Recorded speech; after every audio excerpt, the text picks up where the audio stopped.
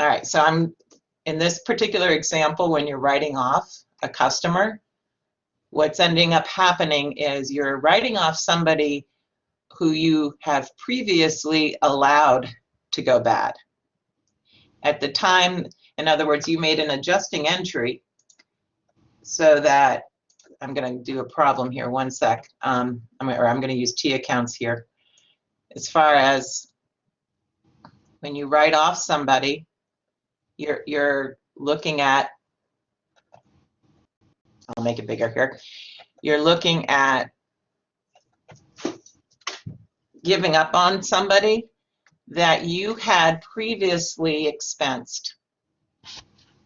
So when you made your adjusting entry, when you, in the period you made the sale to those customers, you had debited doubtful accounts expense. That's when it actually hurt, if you will. Down went your net income when you made the adjusting entry. And then you credited this allowance account. We weren't allowed to credit or reduce receivables at that point in time because we didn't know exactly who it is. Well, the write-off, now you know specifically who it is that's not paying.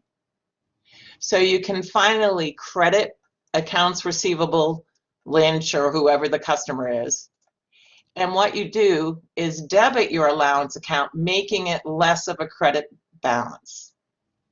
So if we look at this particular, I mean, this one had $75 as the example. I'm going to put that back up here on the screen.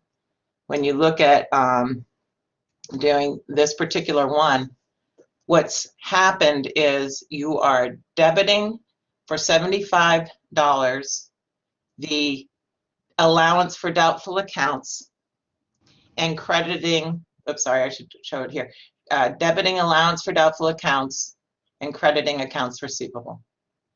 What happens to total assets? No effect. Why is there no effect?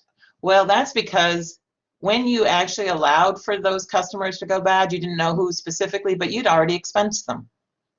That's why there was this allowance balance on your books to begin with. Does that make sense? Mm-hmm.